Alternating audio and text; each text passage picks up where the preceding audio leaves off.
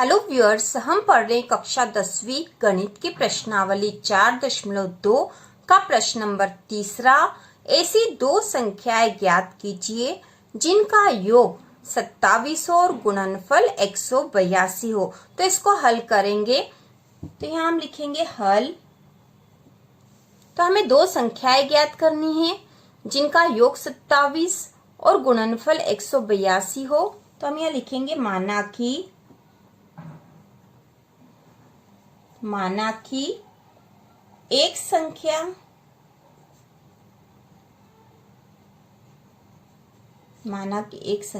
x है। क्योंकि हमें दो संख्याएं ज्ञात करनी है जिनका योग 27 हो, तो हमने मान लिया कि उनमें से जो एक संख्या वो x है।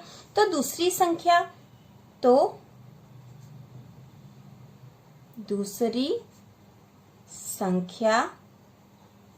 बराबर तो दोनों संख्याओं का योग तो 27 है, मतलब उनका जोड़ 27 है। और यदि एक संख्या x है तो दूसरी क्या हो सकती है? तो दूसरी हो जाएगी 27 ऋण x। यदि 27 में से हमने पहली संख्या घटा देंगे तो हमें दूसरी संख्या मिल जाएगी। जैसे यदि दो संख्याएं, यदि 5 और 3 है, दो संख्याओं का योग 5 और 3 यदि दो संख्या हो तो इनका योग 8 होता है। यदि हमें पता नहीं है कि ऐसी संख्या कौन सी है, तो यदि हमें पहली संख्या पता चल जाए कि पहली संख्या 5 है तो दूसरी संख्या किसे निकाल सकते हम? यदि 8 में से 5 घटा देंगे तो हमें 3 मिल जाएगा, दूसरी संख्या। तो इसी प्रकार हमने भी यहाँ यही करा है। हमने मान लिया कि एक संख्या तो x है, तो दूसरी संख्या हो जाएगी 27 ऋण x, क्योंकि हमें प्रश्न में कहा गया है कि दोनों संख्याओं का योग 27 है। तो यहाँ पर हमने दूसरी संख्या मान ली 27 ऋण x। अब प्रश्नानुसार अब यहाँ पर और क्या कहा गया कि इनका गुणनफल 182 है। ठीक है, दोनों संख्याओं का गुणनफल 182 है। तो हम यहाँ लिख देंगे x गुणा 27 ऋण x बराबर 182। मतलब x और 27 ऋण x है दूसरी संख्या है, इनका दोनों का गुणा है 182। तो इसको हल कर लेते हैं। x का 27 में गुणा करेंगे तो हो जाएगा 27x। ये धन और ये ऋण है तो धन ऋण ऋण हो जाएगा। अब x का x में गुणा करेंगे तो x का वर्ग बराबर 182। तो यहाँ है ही सही। अब इसको हम एक बहुपद के रूप में जमा लेते हैं। तो सबसे पहले यहाँ पे ऋण का, तो ऋण x की घात 2, फिर ये धन 27x। अब ये जो 182 इसको भी हम बराबर के इस तरफ ले आएंगे तो ये ऋण का हो जाएगा 182 बराबर 0।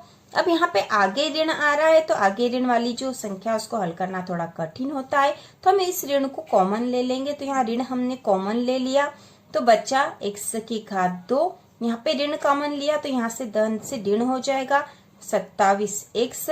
ये ऋण कॉमन ले लिया यहाँ, तो यहाँ हो जाएगा धन 182 बराबर 0। ये ऋण वाली संख्या जो है आगे वाली, तो हमें ऋण को हटाने के लिए हमने यहाँ ऋण कॉमन ले लिया था। इससे जो बाकी संख्या उनके सबके चिन्ह चेंज हो जाते हैं। तो अब यहाँ पे ये ऋण तो इस 0 के बट्टे में चला जाएगा और खत्म हो जाएगा। तो यहाँ बच जाएगी x की घात 2 ऋण 27x धन 182 बराबर 0। तो ये एक हमारा बहुपद प्राप्त हो गया। यदि इसको हल कर लेंगे तो हमें x का मान मिल जाएगा। तो इसको कैसे हल करते हमें पता है। इसको हल करने के लिए बीच वाली जो संख्या है इसे ऐसे दो भागों में बांट देते हैं कि उन दोनों का यदि योग करें, जोड़ करें तो हमें वही संख्या बीच वाली मिलनी चाहिए, और यदि गुणा करें तो इन दोनों संख्याओं का गुणा मिलना चाहिए। तो इस प्रकार हम फिर से यहाँ लिख लेंगे। हमारा जो बहुपद आया है x की घात 2 ऋण 27x धन 182। तो बीच वाली संख्या को दो भागों में बांटना है। हम यहाँ रफ में कर लेते हैं।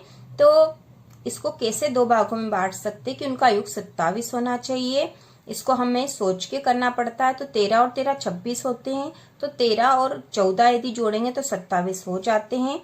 और 13 में यदि 14 का गुणा करेंगे तो 14 या 42 की 2 80 का 4 14 एकम 14 और 4 हो जाएंगे 18। तो 14 और 13 ये दो संख्या हो जाएगी जिनका योग 27 होता है और गुणा 182 होगा।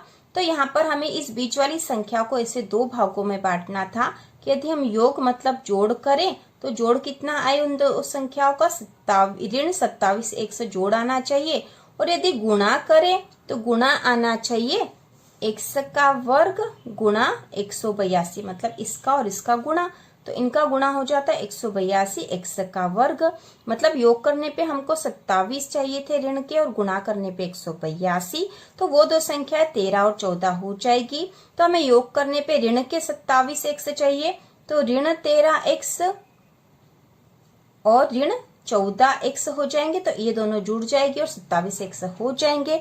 और गुणा जब करेंगे ऋण में ऋण का गुणा होगा, मतलब ऋण 13 x गुणा ऋण 14 x, ऋण में ऋण का गुणा होगा तो धन के 182 और x में x का गुणा करेंगे तो 100, धन के 182 और x में x का गुणा करेंगे तो x का वर्ग हो जाएगा।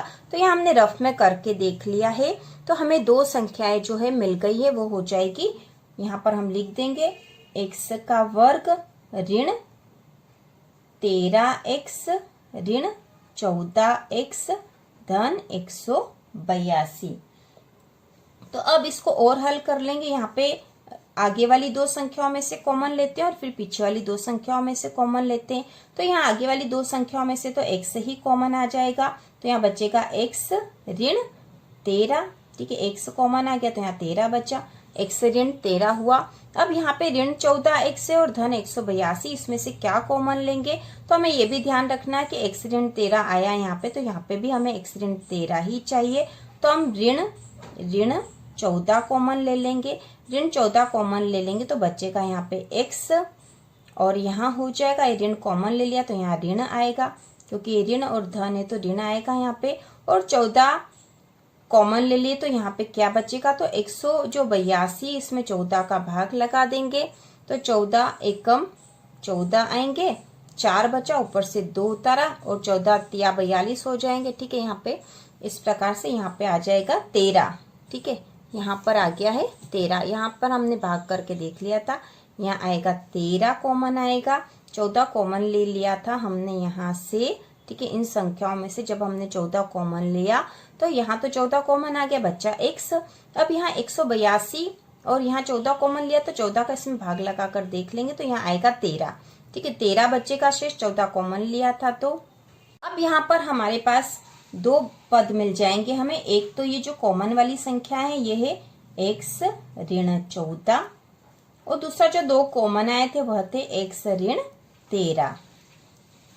अब इसको और हल कर लेंगे तो यहाँ पे हो जाएगा x ऋण 14 बराबर 0 और इसी प्रकार x ऋण 13 बराबर 0। तो x ऋण 14 बराबर 0, तो x बराबर क्या हो जाएगा 14, क्योंकि ऋण के 14 बराबर के इधर जाए गए तो 14 बन गए हैं, धन के हो गए हैं। और इसी प्रकार यहाँ पर x ऋण 13 बराबर 0, तो x बराबर हो जाएगा 13, क्योंकि ऋण के 13 बराबर के उधर गए तो धन के 13 हो गए, तो x का मान आ गया 13 और 14। तो x का मान आ गया 13 और 14, तो हम यहाँ लिख देंगे इस प्रकार दो संख्याएं 13